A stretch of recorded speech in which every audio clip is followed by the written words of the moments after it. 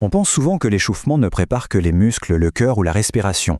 En réalité, son impact va bien plus loin. Il modifie de façon très significative le fonctionnement même du système nerveux.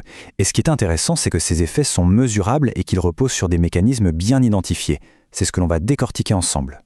Alors, voici comment on va procéder. On commence avec une brève introduction pour poser le contexte. Ensuite, on plongera dans la vitesse et l'efficacité du signal nerveux. Puis, on verra l'activation et la régulation neuronale. On parlera ensuite de ce qu'on peut appeler l'éveil du cerveau, avant de conclure avec une synthèse pour lier tous ces éléments. Première partie, donc, l'introduction. L'idée ici, c'est d'aller au-delà du muscle. On sait, en général, que l'échauffement est bénéfique pour le système cardiovasculaire et pour les muscles, ça c'est bien établi. Mais ce qu'on oublie souvent, ce sont les modifications neurologiques. Et pourtant, elles sont tout aussi cruciales. Elles sont observables, elles sont mesurables, et elles jouent vraiment un rôle central dans la préparation à la performance. On entre maintenant dans le vif du sujet avec la deuxième partie, qui se concentre sur la vitesse et l'efficacité du signal nerveux. On va examiner les deux premiers grands mécanismes qui expliquent comment un échauffement peut rendre les commandes nerveuses à la fois plus rapides et plus efficaces. Le tout premier mécanisme est assez direct. Il s'agit d'une augmentation de la vitesse de conduction nerveuse.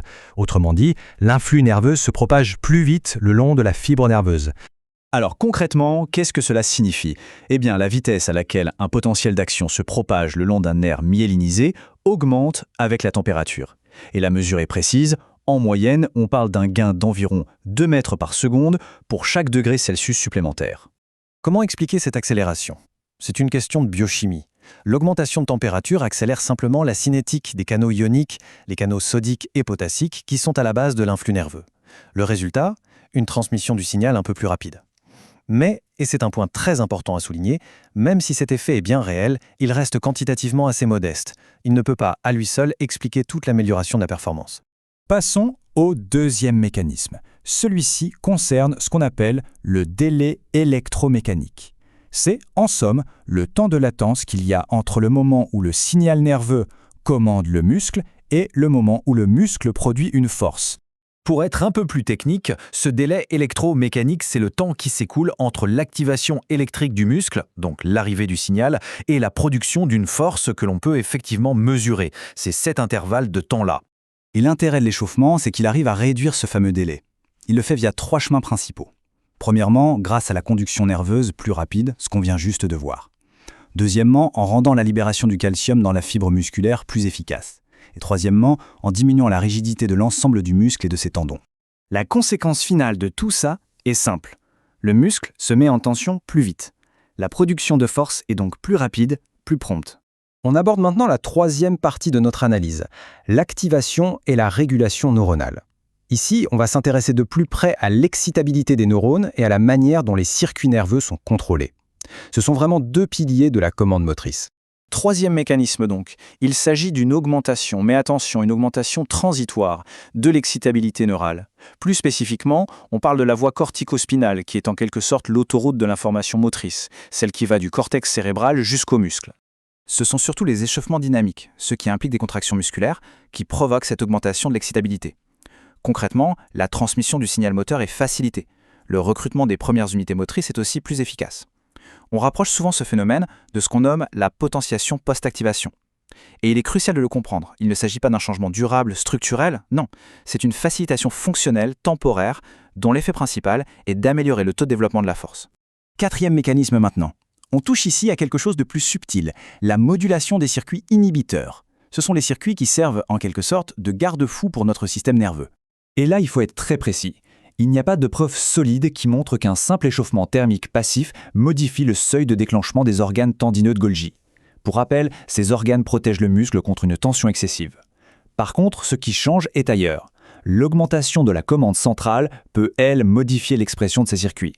Parallèlement, l'inhibition réciproque, c'est-à-dire la coordination entre le muscle qui agit et celui qui s'y oppose, est bien meilleure après un échauffement actif.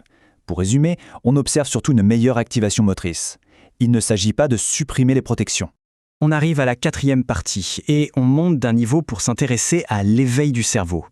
L'idée ici est de voir l'impact de l'échauffement sur l'activation du système nerveux central dans sa globalité. Le 5e mécanisme identifié est l'augmentation du niveau d'activation centrale. Cela passe en grande partie par l'activation du système nerveux sympathique, la branche de notre système nerveux qui prépare le corps à l'action. L'échauffement va donc stimuler ce système sympathique. La conséquence, c'est une libération d'hormones, les catécholamines. Le résultat direct, c'est une augmentation de l'état de vigilance. Mais il y a un concept important ici, c'est la relation en U inversée. Pour la performance, il ne faut être ni trop peu activé, ni trop activé. L'objectif, c'est le juste milieu. Et c'est précisément le rôle d'un échauffement bien mené, progressif, amener l'organisme à ce niveau d'activation optimale. On en arrive au 6e et dernier mécanisme, la facilitation des programmes moteurs. Ici, l'idée est d'optimiser de manière immédiate les schémas de mouvement qui seront nécessaires pour l'activité à venir. En fait, c'est assez logique. Le fait de répéter des mouvements spécifiques pendant l'échauffement va activer les circuits neuronaux correspondants. Cette activation répétée les rend temporellement plus efficaces.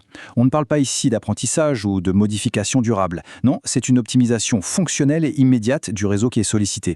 Les bénéfices sont très concrets. Une meilleure coordination, une synchronisation plus précise entre les segments du corps et au final, un geste tout simplement plus fluide. Nous voilà arrivés à la dernière étape, la synthèse. L'objectif maintenant, c'est de rassembler toutes ces pièces du puzzle pour voir comment ces différents mécanismes, qui peuvent sembler séparés, travaillent en fait ensemble et créent une véritable synergie. Si on prend un peu de recul, on peut regrouper tous ces effets neurologiques en 3 grandes dimensions. Premièrement, on a l'effet thermique pur, c'est lui qui augmente la vitesse de conduction. Deuxièmement, l'effet d'activation neuromusculaire qui regroupe l'augmentation de l'excitabilité et la réduction du délai électromécanique. Et troisièmement, l'effet d'activation centrale générale. C'est là qu'on retrouve l'augmentation de la vigilance et la facilitation des programmes moteurs. Et s'il y a une chose fondamentale à retenir, c'est bien celle-ci. Aucun de ces mécanismes pris tout seul ne peut expliquer la totalité des bénéfices d'un échauffement. Aucun. Pour conclure, on voit bien que l'amélioration de la performance grâce à l'échauffement est un phénomène complexe. Il est multifactoriel.